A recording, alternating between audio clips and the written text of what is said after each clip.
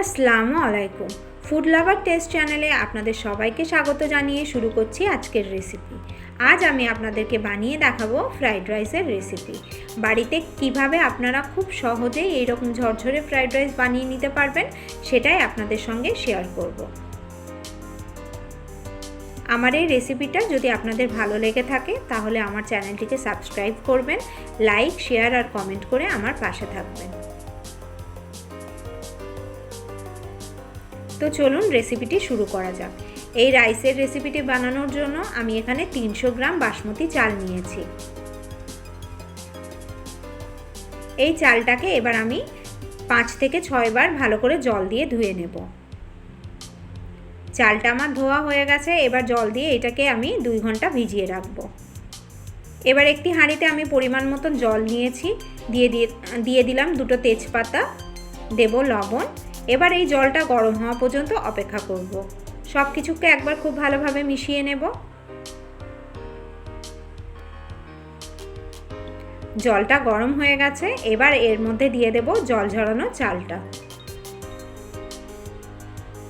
এই সময় গ্যাসের ফ্লেম হাই থাকবে।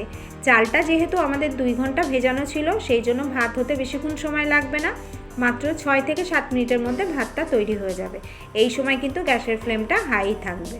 সব কিছুকে একবার ভালোভাবে মিশিয়ে নেব। এবার আমি এর মধ্যে দিয়ে দেব ভিনিগার। ভিনিগার যদি আপনাদের কাছে না থাকে তাহলে আপনারা এখানে পাতিলেবুর রস ব্যবহার করতে পারেন। ভিনিগারটা দেওয়ার কারণে ভাতটা পুরো সাদা ধবধবে হবে আর চালটা আস্ত থাকবে, একদমই ভাঙবে না। আপনারা দেখতেই পাচ্ছেন জলটা অনেকটাই ফুটে গেছে আর চালটাও আমার কিছুটা পরিমাণ সেদ্ধ হয়ে গেছে।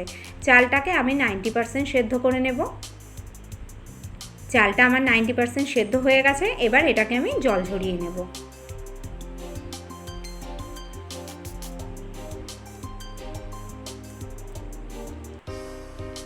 এবার আমি একটি কড়াই নিয়ে নিয়েছি, এর মধ্যে আমি দিয়ে দেব 3 চামচ সাদা তেল।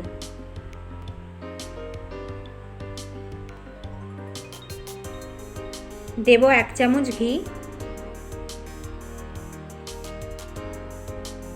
সব কিছুকে একবার ভালোভাবে মিশিয়ে তেল আর ঘিটা একটু গরম হওয়া পর্যন্ত অপেক্ষা করব। তেল আর ঘিটা গরম হয়ে গেলে এর মধ্যে দিয়ে দেব গোটা গরম মশলার ফোড়ন। ফোড়নটা দেওয়ার পরে আবারও সব কিছুকে একবার মিশিয়ে নেব। ফোড়নটা একটু গরম হয়ে গেলে এর মধ্যে আমি দিয়ে দেব গাজর কুচি। এখানে আমি একটা বড় সাইজের গাজর নিয়েছি এবং একটু লম্বা করে কুচিয়ে নিয়েছি। গাজরটা দেওয়ার পরে গ্যাসের ফ্লেমটা আমি মিডিয়াম রাখবো। মিডিয়াম ফ্লেমে গাজরটাকে আমি 1 থেকে 1.5 মিনিট ভেজে নেব। গাজরটা ভাজার সময় এর মধ্যে আমি দিয়ে দেব লবণ। লবণটা দেওয়ার পরে আবারও সব কিছুকে একবার খুব ভালোভাবে মিশিয়ে নেব।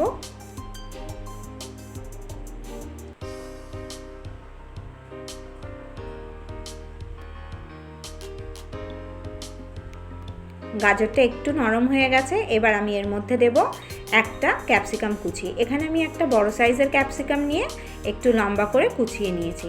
এখানে কিন্তু আমি বিনসের ব্যবহার করছি না। আপনারা যদি বিনস দিতে চান তাহলে ক্যাপসিকামটা দেওয়ার আগে বিনসটা দিয়ে অন্তত 1 মিনিট ভেজে তারপরে ক্যাপসিকামটা দেবেন।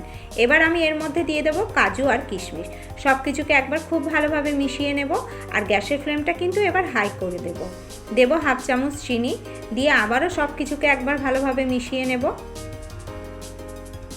গ্যাসের ফ্লেমটা হাই রেখে এই ভাজাটা করে নেব। এই টোটাল ভাজাটা করতে আমার সময় লেগেছে 2 থেকে 2.5 মিনিট।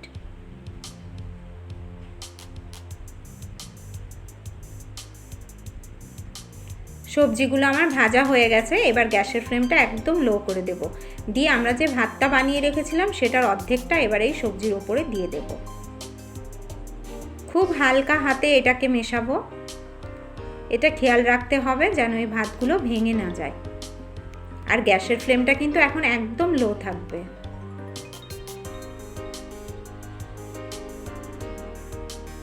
এবার আমি এর মধ্যে দিয়ে দেব জায়ফল জয়িত্রী গুঁড়ো। এখানে আমি শুকনো খোলায় জায়ফল আর জয়িত্রী একসঙ্গে ভেজে গুঁড়ো করে নিয়েছি। এবার দেব বাকি যে অর্ধেক ভাত আছে সেটা। সব কিছুকে আবারও খুব হালকা হাতে মিশিয়ে নেব।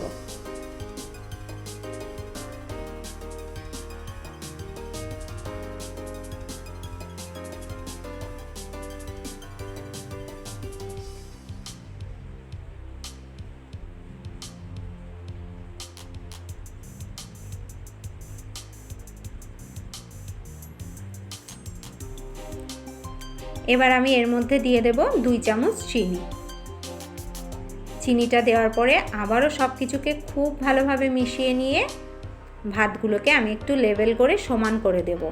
দিয়ে একটা ঢাকনা চাপা দিয়ে গ্যাসের ফ্লেমটা লোতে রেখেই 5 মিনিট দম দিয়ে নেব।